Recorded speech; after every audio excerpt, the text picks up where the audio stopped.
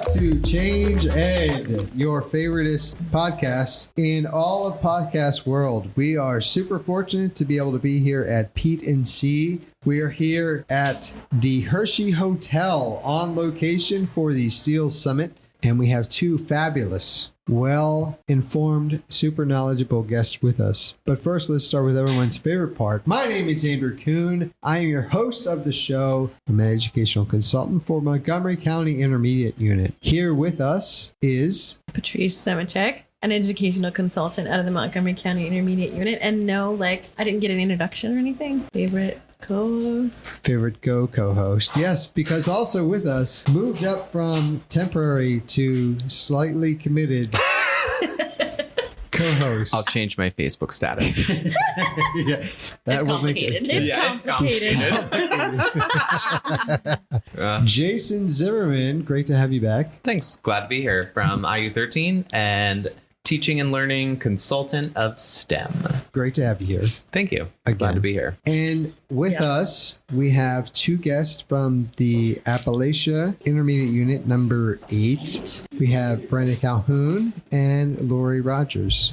Welcome both. Would you please introduce yourselves to the Change Ed Nation and maybe just tell us a little bit about yourselves, your favorite color, where you like to go on vacation, nothing too serious. Or none of that. Yes, I'm going to probably go with none of that because I don't have a favorite color. So my name is Brenda Calhoun. I'm with Intermediate Unit 8. We have 4 counties, Blair, Bedford, Somerset, and Cambria, 3,500 square miles. And I, along with my colleague Lori here and a different IU, we do the Invention Convention. We're the affiliates for Pennsylvania. Hi there. Lori Rodgers from Erin Intermediate Unit 28. We service Armstrong and Indiana counties. We've been doing the PA Invention Convention for a few years, but this is really year 2-ish for making things happen. Yes, it continues to grow, and we're super excited to have this opportunity to not only present here at the Steel Summit shortly to go, but then talk on this amazing podcast. Oh, thank you. Please pay her on her way out. Jason's here. Who's on the way out? Me? No, Please we love pay her you on her all. way out. I We was owe her gonna for say, that free Patrice shout is out on her on way our out. podcast. Yeah. And Lori, I'm sorry that I put your IUs together. That's okay. I apologize about that. That's okay. We're side by side. We get stuck together. No all the time. It's disrespect fine. to IU 28. Brenda did her We do a lot internship with together. me once Yes. upon a We time. go way Really? back. We go way back. Oh, that's Okay. fun. I did my student teaching with her mother. So it's Wow, like look at those we go way back. connections. it's so crazy, It's isn't really it? great. Yeah. Wow. The world is such a small place. It really really is. is. It is a small place. I agree. You mentioned that you had done a session here Yes. for the Steel Summit, and your session was about inventing for human-centered design. Wondering if you can tell us a little bit more about that. What were kind of the overall impacts and the conversation that you had in that session? Of course, yes. So the Pennsylvania Invention Convention is not only an event, but a curriculum.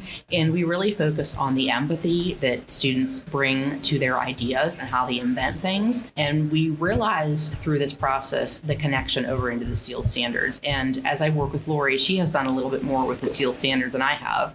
So she was able to find the foundational boxes that matched very nicely into the curriculum and into the entire process to help teachers see that we're not trying to give them something brand new to do.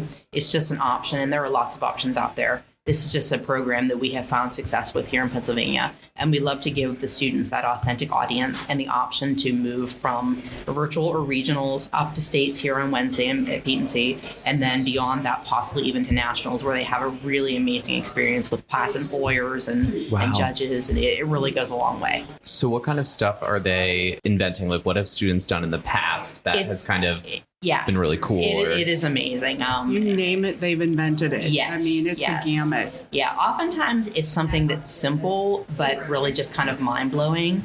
It was interesting in the session, though, the podium had a timer right on it. And I have never seen that before. Yeah. And as we were starting to talk to the group about inventions, I was like, sometimes the simplest things, like I walk in this room and I see there's this digital timer built into the podium. If you're trying to pay attention to your time, how many times are we setting a cell phone or what time is it? But it was right there on the podium. Sometimes those little things. Now, I'm not saying a kid invented that by any means, but that's sometimes what they do. We often find that they want to help their grandma or their friend in school, or one of our successful inventors from last year from Indiana created like a sensory bench for his friends who had trouble regulating emotions. And this young man not only did well last year, but he's back again. He'll be back on this week.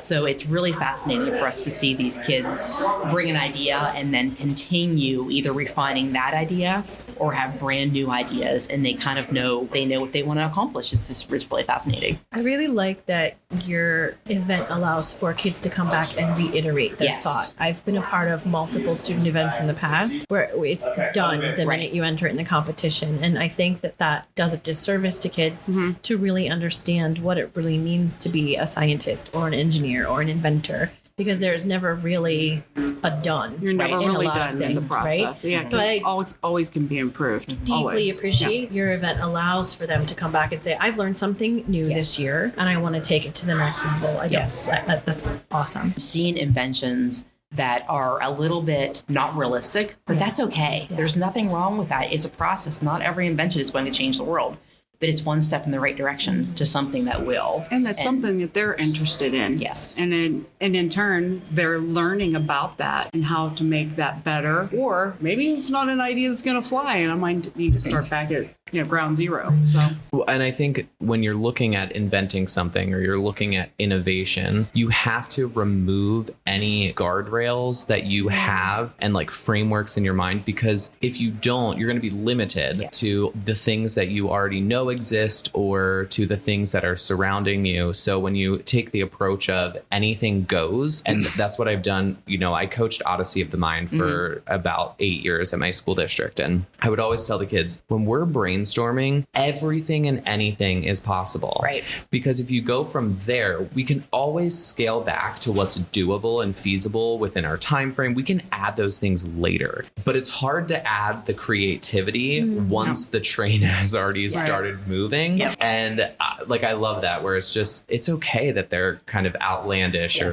kind of crazy. You just don't want to stifle that. I mean, even with the skills standards, with the science piece, whenever we're talking to kids and having them question, we say, all of your questions, all of your ideas are valid. And we want to make sure that you have your voice heard. So even in the inventing process, same thing. We want to make sure that all ideas are put on the board. Yeah. Well, one of the things I find so amazing about this whole process, and it actually connects to conversations we're having now, is that it was back in 1899 when Charles Duell, he's the one who famously said, he was the commissioner of the U.S. Patent Office, that everything that can be invented has been invented. And yet here now we have all of these students who are early on in their lives and they're learning and their experiences, and that they're creating these new things that is still happening. And what I find interesting about that is that, when we talk about education and how we're doing education and how we're teaching and instructing, that we have this body of knowledge that keeps growing, right? So we kind of get to the point where we can't retain all of this information. How do we go about doing this? And really now for us in education, it's about knowing what to do with the information, not having to be the keeper of all of that knowledge, right? Because specifically in science, it keeps growing and growing and growing. And so then it's now I have to memorize more, and next year is more, and next year is more. And we hear so often from educators, I don't have any time. I don't have any more time. Something's got to go. In the elementary classroom, right, based off their time, it's probably usually science that ends up going. And then, so that puts middle school educators who are teaching science behind, right? So we're always battling this time of how do we get all of this knowledge in there? Instead of putting knowledge in there, how do we train them to work through that? And I think in a lot of ways, this emulates that of saying, I don't know everything I need to know about whatever it is I've invented, but this is project-based learning. I got into it and I dove into it and I'm learning as I go instead of going through multiple classes of here's everything you need to know about this scenario. Right. Yeah.